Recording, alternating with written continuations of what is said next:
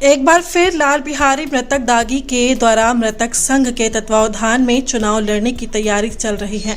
लोकसभा क्षेत्र 77 वाराणसी से लाल बिहारी मृतक दागी, सामाजिक कार्यकर्ता, राष्ट्रीय अध्यक्ष मृतक संघ और लोकसभा क्षेत्र 69 आजमगढ़ से राम बच्चन राजभर चुनाव लड़ने जा रहे हैं।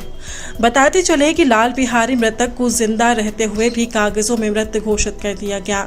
लाल बिहारी ने तहसील, जिला प्रशासन, केंद्र और प्रदेश की सरकार के अलावा जनप्रतिनिधियों तक का दरवाजा खटखटाया, लेकिन कोई सुनवाई नहीं हुई। इसके बाद उन्होंने मरता क्या न करता की कहावत को चरितार्थ किया और मृतक संघ की स्थापना की।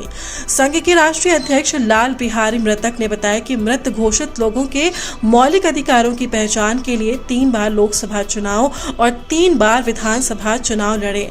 मृतक की माने तो उन्हें पता था कि वे जिस व्यक्ति के खिलाफ चुनाव लड़ रहे हैं उनसे जीतेंगे नहीं, लेकिन चुनाव प्रचार के दौरान लोग ये तो जान ही जाएंगे कि विभागीय मिलीभगत से जिंदा रहते हुए लोगों को मृत घोषित कर दिया जा रहा है और न्याय कहीं से नहीं मिल रहा है। देखिए, मेरा नाम तो लाल बिहारी मृतक है और मृतक दागी, मतलब लाल बिहारी मृतक दागी और मृतक संघ का राष्ट्रीय अध्यक्ष सामाजिक कार्यकर्ता हूँ।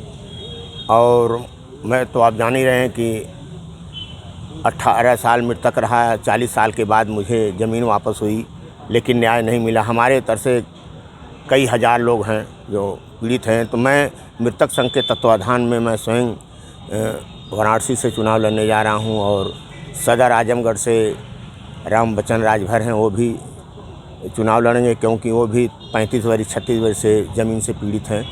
तो मैं सामाजिक न्याय के लिए, जन कल्याण के लिए लड़ाई लड़ूंगा और वो जनता की आवाज़ जो समस्या है उसकी आवाज़ उठाऊंगा। बनारस पूरे उत्तर प्रदेश की सबसे हॉट सीट है, वहाँ प्रधानमंत्री मोदी इस बार भी अपनी दावेदारी कर रहे हैं। ऐसे में कैसे आप चुनाव लड़ेंगे? देखिए, संसाधनों का अभाव होगा। देखिए, सब कुछ है, प्रधानमंत्री से हमसे के लिए कोई लेना देना नहीं है।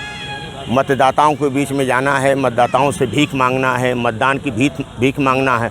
उसमें सारे लोग आ सकते हैं, गरीब आ सकता है, अमीर आ सकता है और कोई आ सकता है। तो हमें प्रधानमंत्री का कोई मतलब नहीं है, प्रधानमंत्री से कोई लेना देना नहीं है। हम जनता के बीच, क्योंकि वहाँ वो धार्मिक स्थल है, धार्मिक लोग हैं, बनारस के हैं, इसलिए मैं न्याय के प्रति, हो सकता है जनता की अदालत है, वो जागरूक हो जाएं और हमारे जैसे व्यक्ति को मदद करें। एक वोट और एक नोट की बात है। तो मैं अब वहाँ जाऊँगा तो फिर पता चलेगा कि क्या हमें न्याय मिलता है कि नहीं मिलता, हमें भीख मिलती है कि नहीं मिलती, हमें मतदान मिलता है कि नहीं। आप प्रधानमंत्री को नुकसान क्यों पहुँचाने जा रहे हैं? वहाँ से इंडिया गठबंधन तो लड़ ही रहा है, ऐसे में आप भी जाएंगे, तमाम इस तरह की योजनाएं चल रही, प्रधानमंत्री जन कल्याणकारी योजना, आप जाएंगे तो कुछ ना कुछ वोट ही काटेंगे किसी न किसी पार्टी का, तो नुकसान पहुँचाने का काम आप करेंगे। आप देखिए, अगर ये कह रहे हैं क्या मिला है, यहाँ न्याय नहीं मिल रहा है, शिक्षा महंगी है, न्याय महंगा है, स्वास्थ्य महंगा है, गरीब आदमी भटक रहा है, नौकरी नहीं मिल रही, शिक्षित बेरोजगार भटक रहे हैं, उनको कल कारखाना, उद्योग, फैक्ट्री, सरकारी नौकरी नहीं मिल रही है। तो मेरे देखने में कुछ तो नहीं मिला। मेरे जैसा व्यक्ति 47 वर्ष तक लड़ाई लड़ा और वो उसको न्याय नहीं मिला, तो अन्य लोग जो पीड़ितों की क्या बात होगी? मेरे देखने में कहीं कुछ नहीं है। यहाँ तो रजिस्टर्ड, मान लीजिए, भुखमरी हो रही है ना, 80 करोड़ लोग भुखमरी हैं से कगार पर हैं। 5 किलो राशन में भुखमरी कैसे? अरे भुखमरी है तभी ना ले रहे हैं 5 किलो राशन।